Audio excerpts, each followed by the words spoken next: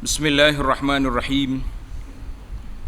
Alhamdulillahi rabbil alamin wassalatu wassalamu ala rasuli rabbil alamin Nabiyyina Muhammad ibn Abdillah wa ala alihi wa sahbihi wa man walah. Amma ba'd. Sambungnya pelajaran kita dalam kitab Riyadhus Shalihin. Bab yang ke-51, Babur Raja, bab mengharapkan rahmat dan keampunan Allah Azza wa Jalla. Mengharapkan rahmat dan keampunan Allah Azza wa Jalla. Allah Subhanahu wa taala yang Maha Pemurah, yang bersifat dengan Rahmanir Rahim, sentiasa membuka pintu-pintu taubat, pintu rahmat kepada hamba-hamba Dia. Maka kita tak boleh berputus harap, berputus asa ataupun rasa kecewa apabila terjebak dengan mungkar dan maksiat. Kenapa? Sebab Allah Ta'ala buka pintu peluang bertaubat kepada hamba-hamba Dia. Sambungan kita dalam hadis yang ke-417. Hadis nombor 417 dalam bab kita ni. Wa an Itban bin Malik radhiyallahu anhu wa huwa mimman syahida Badran. Qala kuntu usalli liqaumi Bani Salim wa kana yahulu baini wa bainahum wadin idza ja'atil amtar fayashuqqu alayya ijtiyazuhu qibala masjidihim. فجئت رسول الله صلى الله عليه وسلم فقلت له إني أنكرت بصري وإن الوادي الذي بيني وبين قومي يسيل إذا جاءت الأمطار فيشق علي اجتيازه فوددت أنك تأتي فتصلي في بيتي مكانا أتخذه مصلى. فقال رسول الله صلى الله عليه وسلم سأفعل.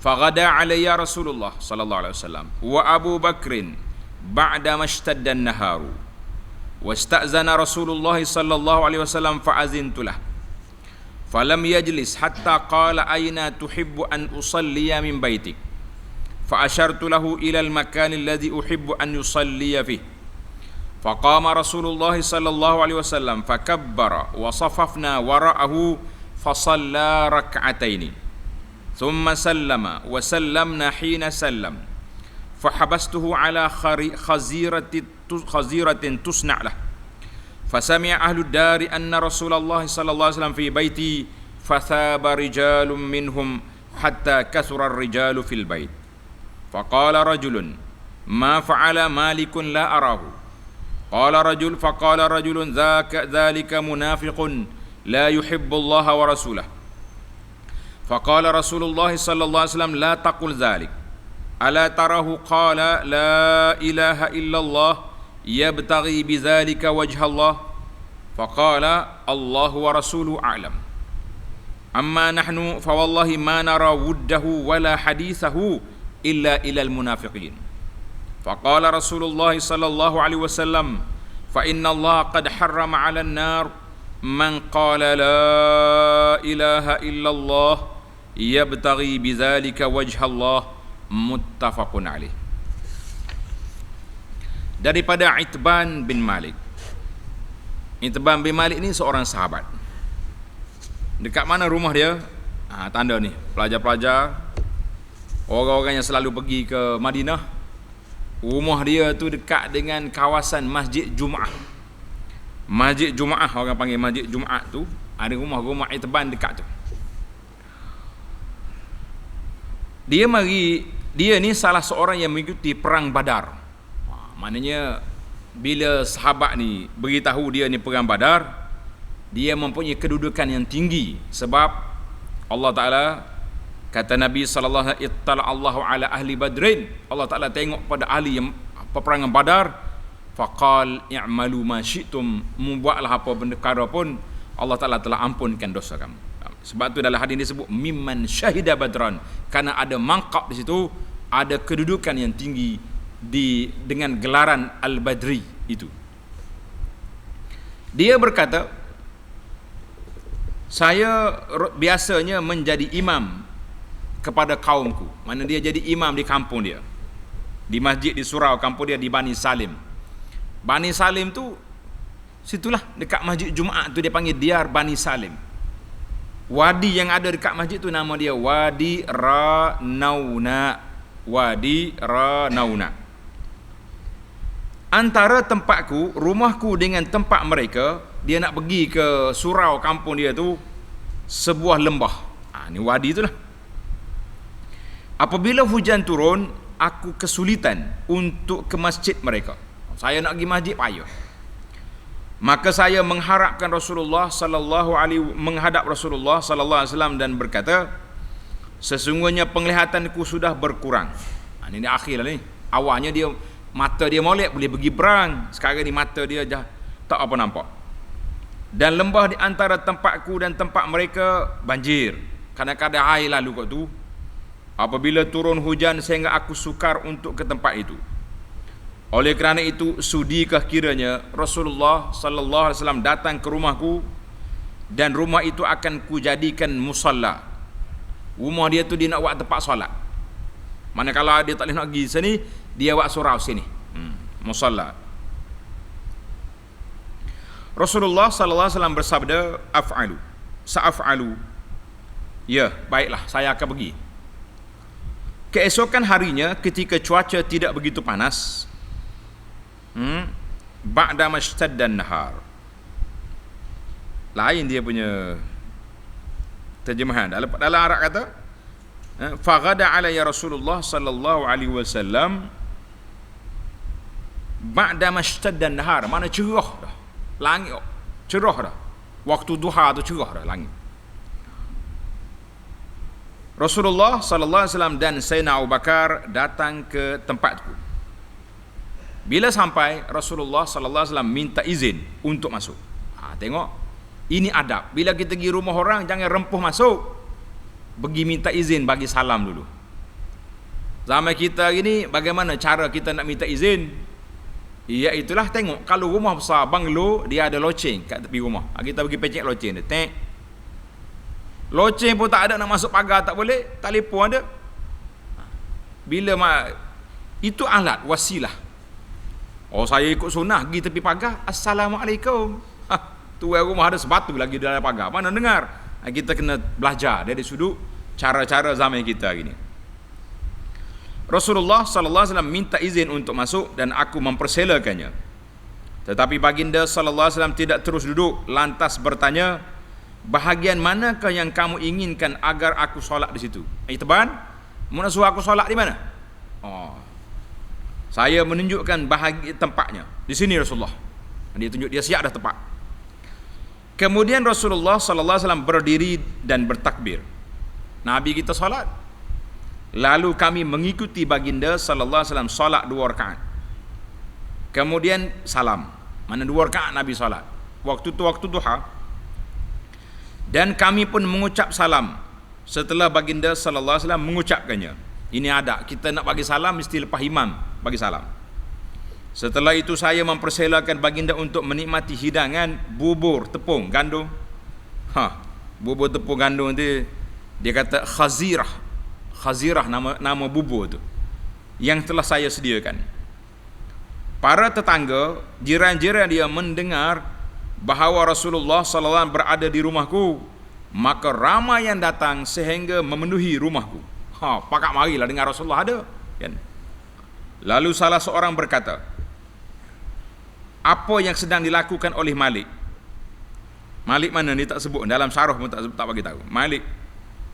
Mana Malik? Ada orang kampung tu nama Malik. Ma fa'ala Malik la urahu. Aku tak tengok dia ni. Saya tak tengok dia. Aku tak tahu la urahu, mana aku tak nampak dia ni duduk mana. Lantas ada seorang berkata, dia adalah seorang munafik yang tidak cinta kepada Allah dengan Rasulnya sallallahu alaihi wasallam. Berani dia ni komen depan Nabi. Dia kata munafik tu. Sudah. Mendengar itu, Rasulullah sallallahu alaihi wasallam bersabda, kamu jangan berkata seperti itu. Apakah kamu tidak tahu bahawa dia mengucapkan la ilaha illallah? Orang ini mengucap la ilaha illallah, kenapa kamu tuduh? tidak ada Tuhan selain Allah, dengan itu dia mengharapkan keridaan Allah. Orang itu menjawab, Allah dengan Rasulnya lebih tahu. Dalam masalah ini Rasulullah lebih tahu. Adapun kami, demi Allah kami tidak mengetahui kecintaan dan kata-katanya melainkan lebih kepada orang munafik. Mana kalau dia buang kami, ayat dia duduk menyokong munafik. Kalau Rasulullah tahu dia mengucap betul-betul, itu hak Rasulullah. Jadi orang ni menegaskan demikian apa yang mereka tahu. Lantas Rasulullah sallallahu bersabda, sesungguhnya Allah mengharamkan api neraka kepada orang yang mengucapkan la ilaha illallah Muhammad Rasulullah dengan tujuan untuk mencari keridaan Allah azza wa jalla. Hadis ini muttafaqun alaih. Tengok kalimah itban dengan kasrah ain, nama dia Itban. Jarang orang Melayu nama Itban. Siapa dia nak buat nama Itban sini?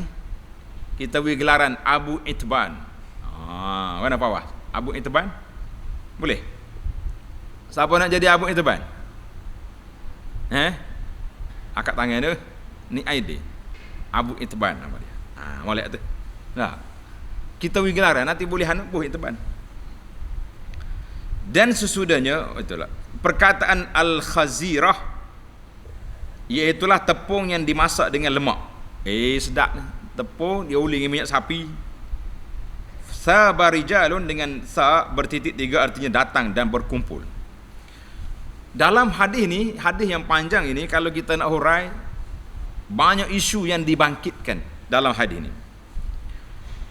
Yang pertama, tanda pelajar, tulis tepi kita. Yang pertama, orang-orang yang beriman sangat suka, sangat gemar, loba untuk menghadiri salatul jamaah dan menjaganya. Orang beriman suka pergi masjid solat berjamaah.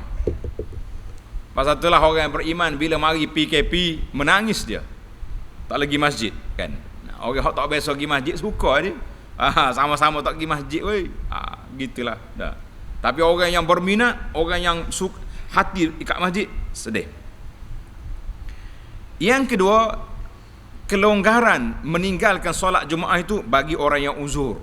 Macam Itban, dia kata mata dia tak kurang nampak. Kemudian depan rumah dia pun ada tali air. Waktu hujan nak pergi tak boleh, tak berani. Maka itu dia panggil uzur. Bagi orang tak uzur, jangan buat uzur. Yang ketiga, hendaklah kita pergi tanya ahlul ilmu. Jangan buat sendiri, pandai-pandai. Kita sendiri ya buat uzur lah. Tanya, saya ni uzur ke tidak? Saya ni sudah dikira masyakkah ke tidak? Kan? Jangan buat. Sebab itu dalam nasihat saya kepada para AJK masjid, anda kata SOP dijaga, tapi peraturan syariat juga mesti dipatuhi. Peraturan syariat, soft, rapat. Bila mari PKP, mari Qawi, terpaksa kita jauhkan sedikit, sebagaimana yang telah disusun oleh Kementerian Kesihatan Malaysia.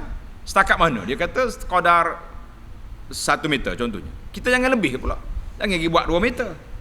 Itu dia panggil darurat. Mana AJK masjid kena ambil perhatian. Benda-benda yang macam ni jangan buat sendiri suka-suka. Pakai ukur-ukur lah. Kita kena ada skill, ada kaedah dari sudut kesihatan dan dari sudut syariat. Yang ketiga, yang ke berapa? 3 dah. Yang keempat. Yang keempat, patut kita jadikan di rumah kita tu, setiap rumah, kalau rumah luas lah, rumah kita luas, contohnya banyak bilik, kita ambil satu bilik, kita jadikan musalla, tempat kita solat sunat di situ.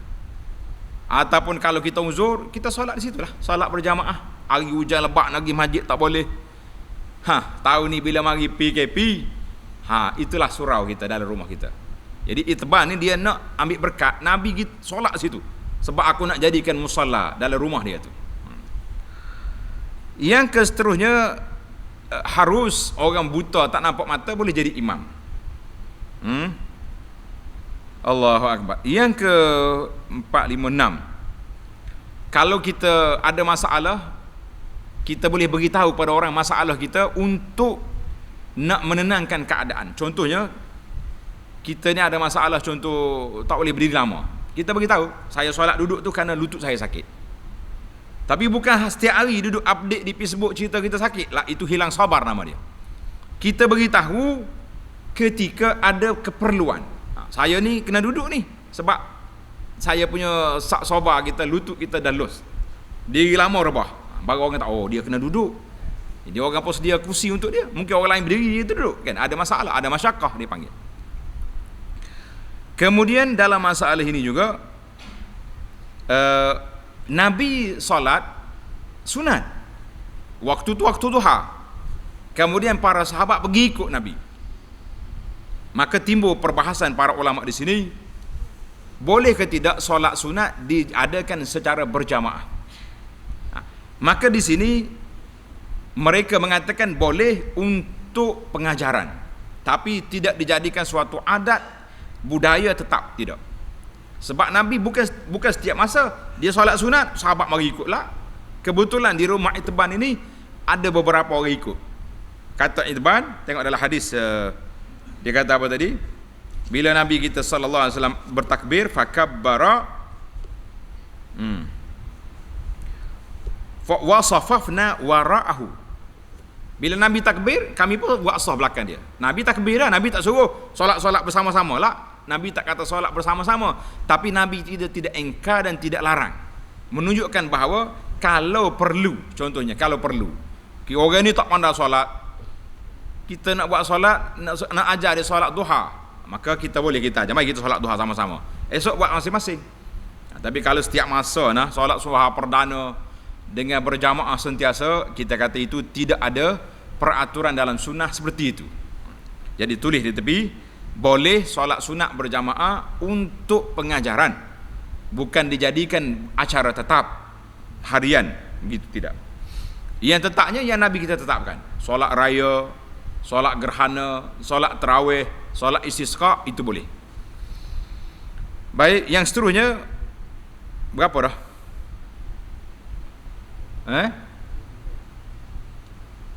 Tak tahu berapa ni masalah. 7. Yang ke-7, sebut yang ke-7. Yang ke-8. Yang ke-8 ini di antara kita hilang isu ni. Tengok. Bila orang tu sebut tentang Malik, ma fa'ala Malikun, mana Malik tak mari ni? Kenapa? Mana dia timbul satu isu. Jawab dia seorang lagi, dia ni munafik ni. Kami tengok dia duduk dengan geng munafik je. Bahasa dia apa? Bahasa munafik. Cakap perli Islam. Nabi kata apa? Nabi kata jangan kata macam tu. Tengok, Nabi kata jangan kata macam tu. Allah Ta'ala la taqul zalik. Bukankah dia telah mengucap la ilaha illallah? Hadis ini mengajar kepada kita erti mempertahankan saudara kita. Kita duduk dalam grup, dalam majlis ke, dalam grup WhatsApp, mazhab WhatsApp kita ni, biasa orang kutuk-kutuk orang ni, biasa ke tidak? Biasa. Oh gini, dia kadang-kadang dia forward, dia ambil copy paste, dia panggil koyok tepek, ambil orang kata ke orang ni, dia letak dalam grup. Tak kira lah grup ni ustaz ke, grup kawan-kawan kita ke, kita yang kenal kawan ni, kalau kita tengok orang ni, wajib kita kena mempertahankan saudara kita.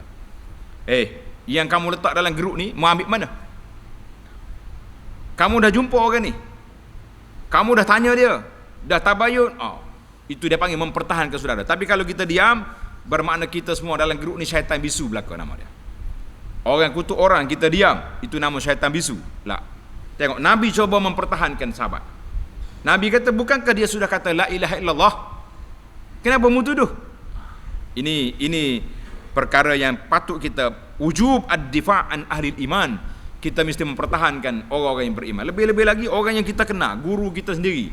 Orang yang duk kutuk, kita sengih suka, kita syaitan bisu nama dia. Ini bahaya.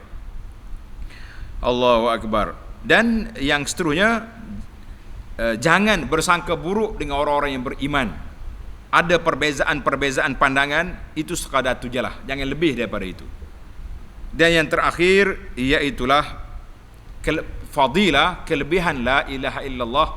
Kalau orang ini ucap, betul-betul khalisan liwajhillah yabtaghi bidzalika wajhallah. Dia ucapkan Allah, maka la ilaha illallah akan mempertahankan dia, mengeluarkan dia daripada neraka kalau dia ahli maksiat sekalipun. Allahu akbar. Baiklah. Maka kesimpulannya, kenapa Imam Nawawi bawa hadis ni di dalam bab ar-raja? Kenapa? Siapa boleh jawab? Silakan. Jawab dia, sebab kita tengok orang ni macam ahli maksiat. Kawan-kawan dia tuduh munafik ni. Tetapi Nabi SAW kata, aku dengar dia mengucap la ilaha illallah. Maka dengan penuh pengharapan mereka ini akan selamat sebab dia ahlut tauhid, orang yang mengucap la ilaha illallah. Hadis ini muttafaqun alaih, dikeluarkan oleh Imam Bukhari dan Muslim. Kita pergi pada hadis seterusnya.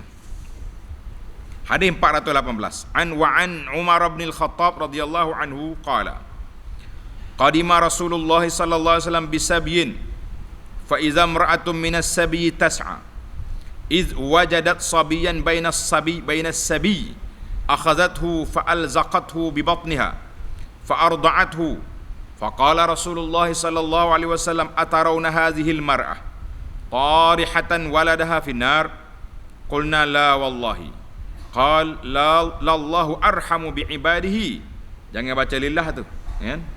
Baca lallah, lam bagi atas. Lallahu arhamu biibadihi min hadhihi biwaladiha, muttafaqun alaih.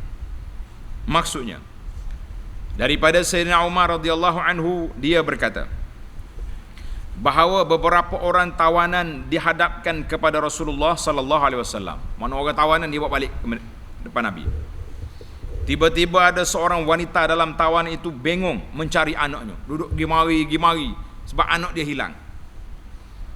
Setiap ia melihat anak kecil dalam rombongan tawanan itu, diangkatnya dan disusuinya. Dia tengok budak ada, dia ambil bagi susu. Dia ingat anak dia.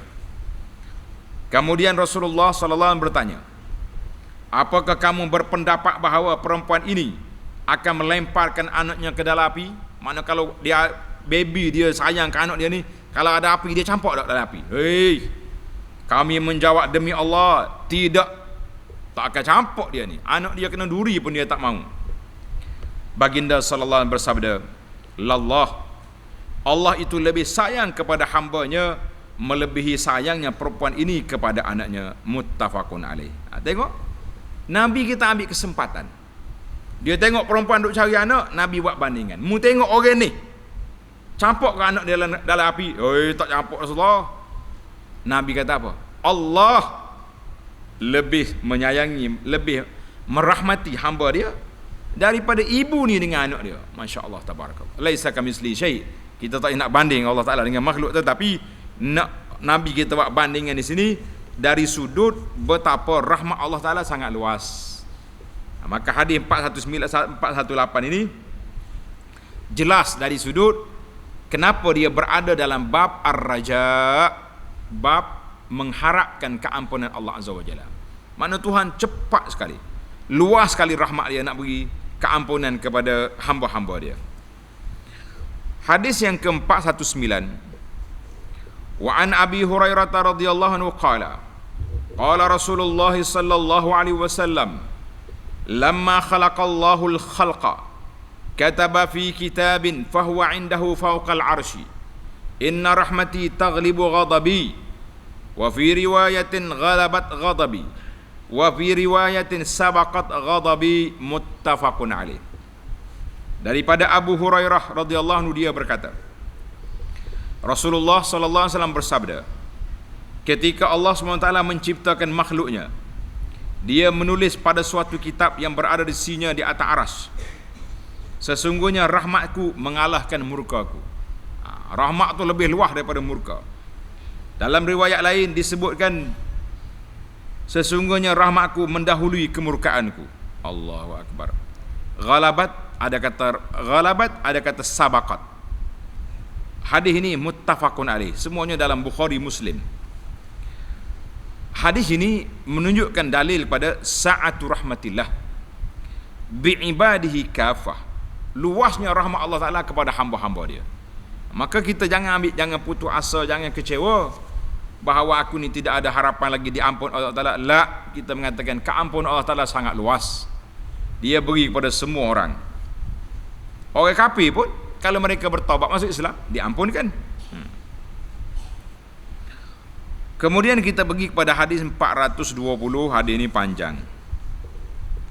Wa anhu qala sami'tu Rasulullah sallallahu alaihi wasallam yaqul ja'alallahu ar-rahmata mi'ata juz'in fa amsaka 'indahu tis'atan wa tis'in wa anzala fil ardi juz'an wahidan fa min dhalikal juz'i yatarahamul khalaiqu hatta tarfa'ad dabbatu hafiraha an waladiha khasyata an tusibah. Wa fi riwayatin inna lillahi ta'ala mi'ata rahmatin anzala minha rahmatan wahidah bainal jinni wal insi wal bahaimi wal hawab fa biha yata'atafun wa biha yatarahamun wa biha ta'tiful wahsyu ala waladiha wa akhara Allah ta'ala tis'an wa tas'ina rahmatan yarhamu biha ibadahu yaumal qiyamah. Muttafaqun alaih. Maksudnya daripada Abu Hurairah, dia berkata, aku mendengar Rasulullah sallallahu alaihi wasallam bersabda, Allah Subhanahu wa taala menjadikan rahmat kasih sayang 100 bahagian. Kasih itu ada 100 level. Maka dipegang di sini 99 bahagian dan diturunkannya 1 bahagian ke bumi. Dari yang 1 itu bahagian inilah seluruh makhluk berkasih sayang antara satu sama lain. Dan sehingga seekor hayawan mengangkat kakinya kerana takut akan terpijak anaknya. Jangan main, kuda ke tengah lompat anak dia rebah, berhenti. Takut terpijak. Itu rahmat, satu je rahmat. Ibu-ibu bapa-bapa sayang kepada anak-anak ni, Allah Ta'ala Maha mengetahui kan. Sayang, itu satu rahmat je. Dalam riwayat lain dikatakan bahawa Rasulullah sallallahu alaihi wasallam bersabda, sesungguhnya Allah Subhanahu wa taala mempunyai 100 rahmat dan dia menurunkan 1 di antara 100 itu untuk jin, manusia, binatang jinak dan binatang liar. Masuk belakang.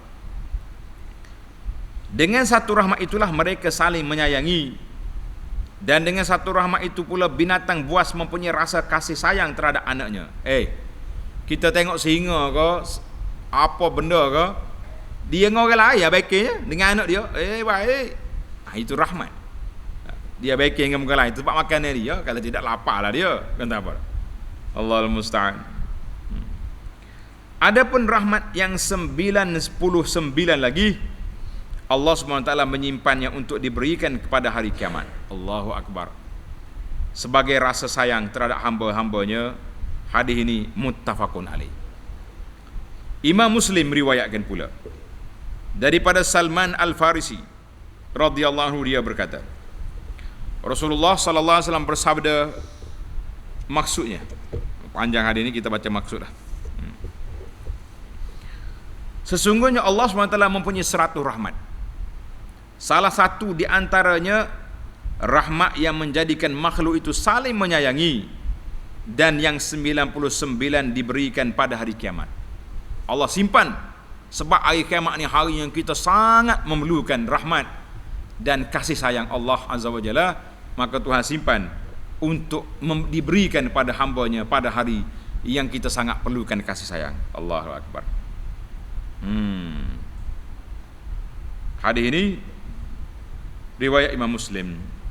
Dalam riwayat lain dikatakan juga, Nabi kita SAW bersabda, sesungguhnya Allah mencipta 100 rahmat pada hari diciptakan langit dan bumi. Setiap rahmat mencakupi di antara langit dengan bumi, luahnya dia. Lalu Allah Ta'ala berikan 1 rahmat untuk bumi, yang dengannya seorang ibu menyayangi anaknya. Demikian juga binatang buas, burung-burung satu sama lain saling menyayangi. Apabila datang hari kiamat, maka Allah menyempurnakan rahmat yang tersebut. Masya Allah, tabarakallah. Ini ada orang dalam video ni, kalau tengok dalam video YouTube, ada apa ni, binatang buah ni, serigala ke apa benda, singa tu, hak dia nak makan monyet. Nampak tak? Kan dia makan monyet, tengah duduk kekeh monyet ni, tiba-tiba keluar anak monkey ni, anak monyet ni. Hei, dia jaga anak monyet. Dia ambil, dia jilat, dia masya-Allah. Dia tak macam kita kalau tidak dia ambil duku rasa monyet. Dia jaga pula baby monyet. Ini dipanggil rahmat. Tapi ibu dia makan, anak dia jaga. Subhanallah. Boleh jadi sama makan juga. Yang pentingnya begitulah keadaan. Allahul musta'an. Macam-macam kalau kita tengok dalam cerita-cerita filem-filem yang orang rakam benda-benda yang pelik ni, benda-benda yang ajaib. Dia panggil National Geographic ni. Pelik. Allah SWT tunjuk kepada kita rahmatnya sama-sama makhluk.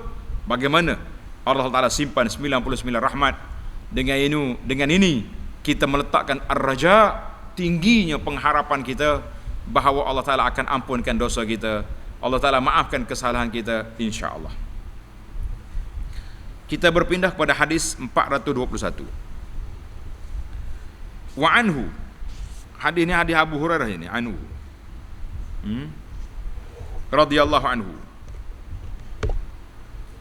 Anin Nabi sallallahu alaihi wasallam fima yahki an rabbih tabaraka wa ta'ala.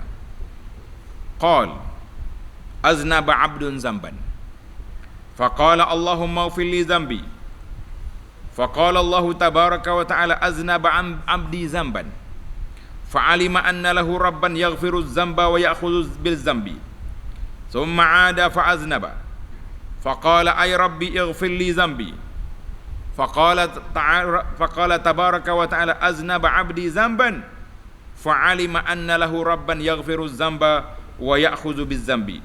Thumma 'ada fa'aznaba. Faqala ay rabbi ighfir li dhanbi. Faqala tabaraka wa ta'ala aznaba 'abdi zamban. Fa'alima anna lahu rabban yaghfiru adh-dhanba wa ya'khudhu bil-dhanbi. Faqad ghafartu li 'abdi falyaf'al ma syaa'. Muttafaqun alaih. Tulis pelajar-pelajar hadis. Hadis ini penting bagi orang yang berulang kesalahannya. Tulis hadis ini, taubat orang yang berulang kesalahannya. Dia bertaubat, tak lama terjebak pula. Biasalah godaan dunia ni macam tu. Nah, taubat lepas tu orang kapur kata taubat ulu golok. Lepas taubat buat pula. Tapi jangan sengaja. Waktu taubat tu mesti taubatan nasuha. Jangan duduk dalam kepala dia, tak apa kita taubat, lepas ni kita buat pula, lepas taubat pula lah. Tak jadi. Sebab syarat taubat itu apa dia? Mesti berazam tidak akan mengulangi balik. Kalau ada cita-cita angan-angan nak buat, itu bukan taubat nama dia tu. Tengok terjemahan. Hadis 421 daripada Abu Hurairah radhiyallahu anhu. Sabda Nabi sallallahu alaihi wasallam daripada Allah Azza wa Jalla. Itu dia panggil hadis kursi. Nabi cerita daripada Allah. Allah Ta'ala bersabda, Nabi kita bersabda daripada Allah, yahki an rabbihi tabaraka. Allah Ta'ala berfirman mana? Ada seorang hamba yang telah bertaubat. Tanda berapa kali dia taubat. Ada seorang hamba yang telah berbuat dosa. Orang ini berdosa. Setelah itu dia berdoa, Rabbi Allahumma ighfir li dhanbi. Ya Allah, ampunlah dosaku. Kemudian Allah Ta'ala berfirman, sesungguhnya hamba-Ku mengaku telah berbuat dosa dan dia mengetahui bahawa dia mempunyai Tuhan yang dapat mengampuni dosa atau memberi seksa kerana dosa. Sekali. Kali yang kedua. Kemudian orang tersebut melakukan dosa lagi. Bila dia berdosa, dia berdoa, Ya Allah, ampunilah dosaku. Maka Allah Ta'ala berfirman, hamba-Ku telah melakukan dosa dan dia tahu yang dia mempunyai Tuhan yang mengampuni dosa atau menyeksa hambanya kerana dosa. Dua kali. Kemudian orang tersebut berbuat dosa lagi. Tiga kali dah ni. Kemudian dia berdoa, Ya Allah, ampunilah dosaku. Maka Allah berfirman, hamba-Ku telah melakukan dosa dan dia mengetahui bahawa dia mempunyai Tuhan yang mengampuni dosa atau menyeksa hambanya kerana dosa. Sesungguhnya Aku memberi ampun kepada hamba-Ku, sebab itu dipersilakan untuk dia. Allah kata apa? Qad falyaf'al ma syaa', maka dia buatlah apa yang dia nak sesuai dengan yang dikehendakinya. Allah Ta'ala kata, Aku ampunkan dosa orang ini. 3 kali dia berdosa, tapi dia bertaubat. Dosa taubat. Masya Allah. Tengok dalam ayat, dalam hadis ini dia kata falyaf'al ma syaa' madama yaf'alu hakadha yuznibu wa yatub aghfiru lahu fa inna taubata tahdi ma qablaha. Mana kalau macam ni perangai dia berdosa dia taubat, dia dosa dia taubat, aku akan terus memberi keampunan kepada dia. Mana Tuhan tak jemu nak beri keampunan. Tidak kata 3 kali pada, kali yang keempat lepalan ngakak lah. Itu kita. Nah, kita kalau awak salah sekali kita maaf, 2 kali maaf, kali yang ketiga mana agak. Jelek putih mata dah kita. Allah Azza wa Jalla yang menyimpan 99 rahmat pada hamba dia. Tuhan kata, selagi mu berdosa, taubat. Aku terima taubat kamu. Jadi tidak boleh kita pakai istilah orang tua-tua kata taubat ulu golok, sudah taubat buat pula. Itu boleh kita guna, tapi tidak dalam syariat. Kita tak boleh kata tak ada harapan dah mu ni. Apa punya perangai lagu ni? Tak boleh. Cuma tulis tepi kita. Syarat taubat mesti dipatuhi. Apa dia syarat taubat? Yang pertama, kena tinggalkan maksiat. Yang kedua, menyesali perbuatan yang telah lalu. Yang ketiga, berazam untuk tidak mengulangi balik. Kalau ada 3 ni, Allah terima taubat. Contohnya tahun ni dia taubat, nasuha. Entah macam mana pula, tahun depan terjebak pula, jumpa game molek, buat pula maksiat. Allah, lepas dia buat maksiat, dia menyesal pula. Ya Rabbi, dia berdoa, Tuhan kata aku maafkan. Ingat, tapi kalau dia memang berniat tak mau taubat, dia niat dah macam tu, kita kata tak jadi. Jadi kita kena ingatlah sistem taubat ni. Dia bukan boleh suka-suka kita pakai nak taubat tak saya taubat ikut aku lah, tak boleh. Dia kena cukup syarat dia lah, kena cukup syarat barulah kita dibenarkan untuk barulah diterima taubat orang tu, walaupun berkali-kali berlakunya peristiwa yang tersebut. Baik. Hadis yang ke-422. Qala wa anhu an Abi Hurairah qala Rasulullah sallallahu alaihi wasallam. Baik, sebelum kita pergi tadi, kita tak baca terjemahan tadi. Tengok atas. Firman Allah Taala, "Falyaf'al ma sya'." Maksudnya selalah untuk dia berbuat mengikut kehendak hatinya. Bukan makna pergi buat maksiat ikut kehendak hati, tidak. Maknanya selama melakukan apa yang demikian itu, yakni melakukan dosa, lalu dia segera bertaubat. Mana kalau terjebak pula dengan dosa, taubat pula. Jangan pergi, kata orang. Taubat lagi. Maka aku, yakni Allah, akan mengampuninya. Sebab sungguhnya taubat dapat melenyapkan dosa-dosa yang sebelumnya. Alhamdulillah.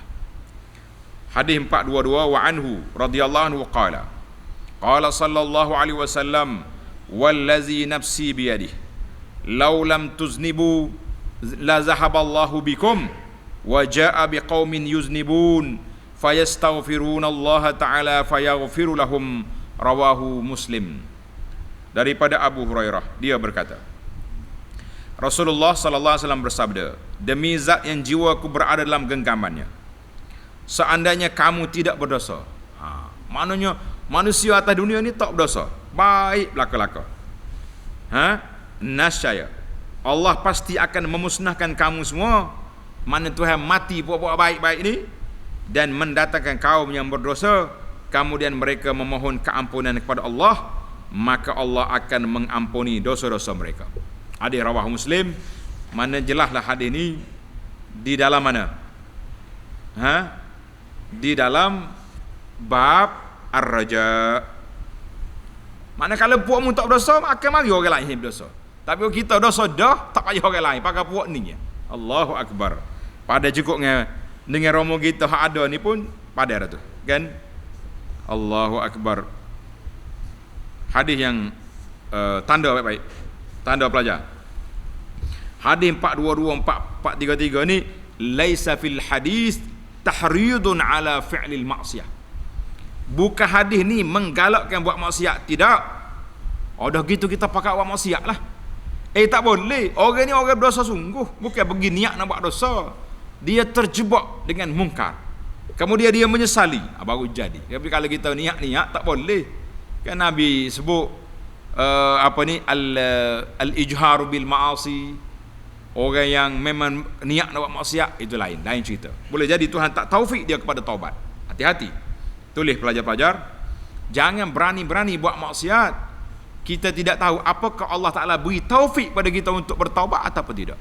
Gi buat maksiat tak ada taubat, Tuhan tutup pintu hati, mati dalam maksiat, apa nak jadi? Sebab itulah hadis ni kita kena baca sekali dengan bab al-khauf dalam siri yang lepas. Kena ada. Kalau tidak, bahaya. Kita pergi baca hadis ni saja, orang berani buat maksiat. Tuhan apa ni taubat. Pernah sekali waktu anak belajar kita tegur budak Arab. Budak Arab ni macam-macam dia. Orang duk solat, dia tak solat. Dia tak pergi masjid lah. Kita kata soli ya walad. Dia kata apa? Allah Ghafur. Allah Taala Maha Pengampun. Maya dak. Kata dia ni, kalau kapu aku jetik lengo dah dia ni. Hanya jawab mulut boleh. Nak kata apa? Tapi main Arabnya kacau dia, nyemari skor satu kabilah saudara kita pula kan. Artinya hadis ini bukan menggalakkan buat maksiat. Macam dalam kitab tasawuf, dalam bab kelebihan taubat, dia kata orang yang berdosa bertaubat ada kalanya lebih baik daripada orang yang tak pernah buat dosa. Kalau gitu kita pergi buat dosa, wow sedap kita ibadat ni boleh taubat. Jangan. Mu nak pergi buat dosa, mati. Apa jadi?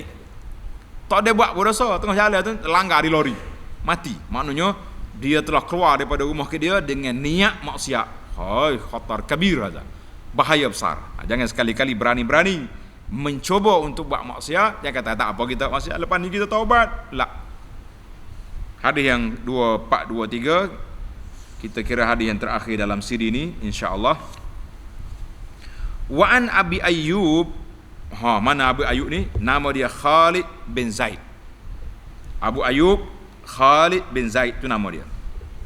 Qala sami'tu Rasulullah sallallahu alaihi wasallam yaqul laula annakum tuznibun la khalaqallahu khalqan yuznibun fayastaghfirun fayaghfiru lahum, rawahu Muslim. Daripada Abu Ayyub, nama dia Khalid bin Zaid. Pelajar-pelajar tanda, Abu Ayyub ni lah seorang sahabat yang cerdik. Waktu Nabi sallallahu alaihi wasallam sampai di Madinah, Nabi berhenti unta dia dekat dengan masjid ada sekarang ni. Abu Ayyub, orang lain duk sibuk salam dengan Nabi, dia tarik unta Nabi pergi letak rumah dia. Mana rumah dia? Depan masjid. Kalau kita pergi masjid Nabi sekarang, lepas kita ziarah makam Nabi, kita keluar daripada pintu Jibril tu kan, pintu bakit keluar, kita pusing depan tu nak pergi ke tempat Babus Salam, hok ada copong asak tu, kawasan tu rumah Abu Ayyub. Cerdik dia. Orang lain tu sibuk duk salat Rasulullah sallallahu, dia tarik unta Nabi kita rumah dia. Ni Abu Ayyub ni. Mana dia mati? Abu Ayyub ni kubur dia di Konstantin, di Istanbul. Sekali dengan dekatnya apa ni, Muhammad Al-Fatih. Alhamdulillah, waktu ana pergi ziarah Istanbul dulu, kita pergi, orang tunjuk ni, dia kata makam Abi Ayyub Al-Ansari radhiyallahu anhu, seorang sahabat. Dia pergi sebab apa? Sebab nak pergi tawan, nak pergi buka Konstantin. Tapi belum sampai masa. Konstantin dibuka oleh Sultan Muhammad Al-Fatih, rahmatullahi ta'ala. Baik, Abu Ayyub kata apa? Dia mendengar Rasulullah sallallahu alaihi wasallam bersabda, seandainya kamu semua tidak melakukan dosa, Allah Subhanahu wa taala pasti menciptakan makhluk lain yang melakukan dosa, kemudian mereka memohon keampunan, Allah pun mengampunkan dosa-dosa mereka. Hadzal hadis rawahu Muslim. Masya Allah tabarakallah. Itulah di antara hadis yang sempat kita baca dalam saat ini. Baiklah, kita akan sambung balik perbincangan kita dalam siri yang akan datang, bermula daripada hadis 424. Wa an Abi Hurairah radhiyallahu anhu, subhanakallahumma wa bihamdika asyhadu an la ilaha illa anta astaghfiruka wa atubu ilaih. Wa sallallahu ala nabiyyina Muhammad wa ala alihi wa sahbihi ajma'in walhamdulillahi rabbil alamin.